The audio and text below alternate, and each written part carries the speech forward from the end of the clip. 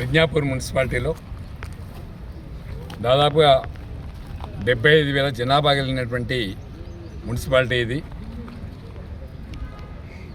రానున్న రోజుల్లో 1,00,000 జనాభాకు అనుకూలంగా ఉండే విధంగా కేసీఆర్ గారు తూప్రాన్ రోడ్లో ఒక బస్ స్టాండు, గజ్వేల్ సెంటర్లో ఒక బస్ స్టాండు, ప్రజ్ఞాపూర్లో స్టేజీ మీద ఒక బస్ స్టాండు, 3 బస్ స్టాండ్లు నిర్మాణం చేసి ప్రజలకి అందుబాటులో ఉండే విధంగా 3 బస్ స్టాండ్లను అందుబాటులో ఉండే విధంగా తీర్చిదిద్దినటువంటి కేసీఆర్ గారు, గజ్వేల్ని అన్ని విధాల అభివృద్ధి చేసినటువంటి నాయకుడు కేసీఆర్ గారు. గజ్వేల్ జనాభాను దృష్టిలో పెట్టుకొని, గజ్వేల్కి రాజీవ్ రహదారిని దృష్టిలో పెట్టుకొని ట్రాఫిక్ ఎక్కడ కూడా ఇబ్బంది కావద్దని ఒక రింగ్ రోడ్ ఏర్పాటు చేసినాం. రింగ్ రోడ్ 16 కిలోమీటర్ల రింగ్ రోడ్లో ఒక 100 మీటర్లు రింగ్ రోడ్ పెండింగ్ ఉంది. దాన్ని పూర్తి చేయలేకపోయినరు. కాంగ్రెస్ గవర్నమెంట్ వచ్చి దాదాపు 27 మాసాలు అవుతుంది. అదేవిధంగా కోటమైసమ్మ రోడ్డు కూడా దాన్ని కూడా డబుల్ రోడ్ వచ్చే విధంగా, డివైడర్ వచ్చే విధంగా కేసీఆర్ గారు శాంక్షన్ చేసి అందులో పోయినటువంటి వాళ్ళందరూ కూడా డబుల్ బెడ్రూమ్ ఇల్లు కూడా శాంక్షన్ ఇచ్చినాం. వాళ్ళందరూ కూడా ఆ రోడ్డును కూడా కంప్లీట్ చేయలేని పరిస్థితి. దాని తర్వాత గజ్వేల్ బస్ స్టాండు 2 కోట్ల రూపాయలు ఇచ్చినాం. దాన్ని కూడా అంచెలంచెలుగా పూర్తి చేస్తుండ్రు, దాన్ని కంప్లీట్ చేయలేకపోయినరు. ఇక్కడ ప్రజ్ఞాపూర్ బస్ స్టాండ్కి 4 కోట్ల రూపాయలు ఇచ్చినాం. ఇంకొక 3 కోట్లు రిక్వైర్మెంట్ ఉంది. 4 కోట్లు కంప్లీట్ చేసిన కాంట్రాక్టర్ గారు మరి ఆయనకి బిల్లు రాక పెండింగ్, ఇదే బస్ స్టాండ్ పెండింగ్లో పెట్టుకున్నారు. దీన్ని పూర్తి చేయాలని చెప్పి మేము పొన్నం ప్రభాకర్ గారిని, రేవంత్ రెడ్డి గారిని విజ్ఞప్తి చేస్తున్నాం.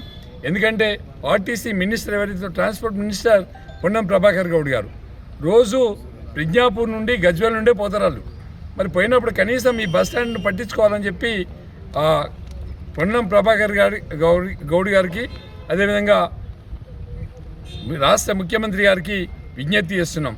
ఇక్కడ కోటమైసమ్మ రోడ్ ఒకటి పెండింగ్లో ఉంది. అదేవిధంగా మన గజ్వేల్లో కోర్టు భవనం కూడా పెండింగ్లో ఉంది. ప్రజ్ఞాపూర్ బస్ స్టాండ్ పెండింగ్లో ఉంది. గజ్వేల్ బస్ స్టాండ్ పెండింగ్లో ఉంది.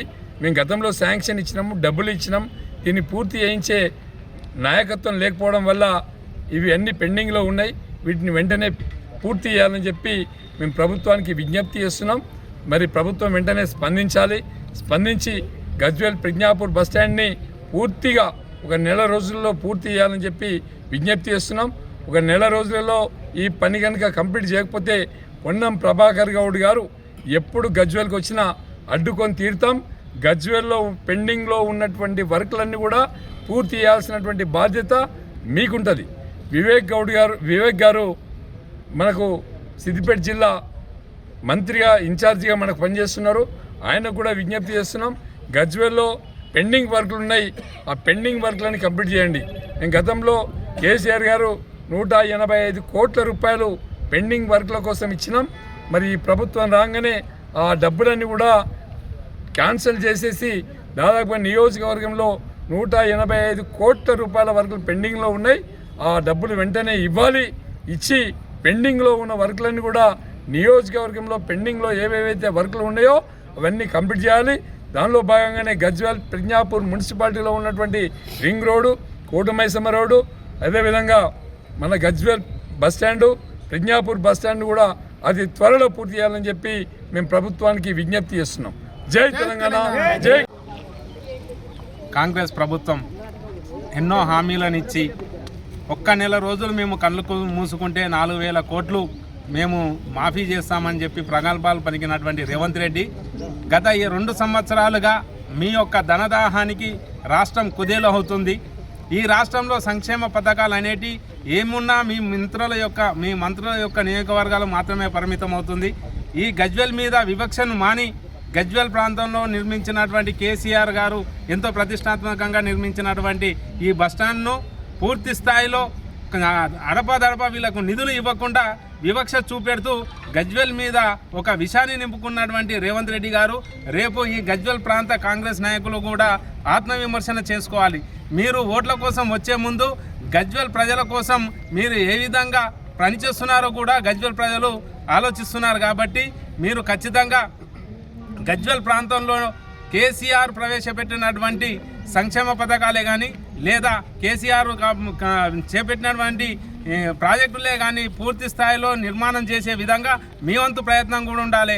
ప్రభుత్వం మీద వచ్చింది, ప్రభుత్వం ఏమున్నా కానీ ప్రతిపక్షాల మీద నోరు జారేసుకున్నాడు తప్ప ఈడ పనిచేస్తున్నట్టు కనిపిస్తలేదు. మీరు గజ్వేల్ ప్రాంత నాయకులు మీ మంత్రి గారిని అడుగుతారా, సీఎం గారిని అడుగుతారా, ఇంకెవరినైనా అడుగుతారు?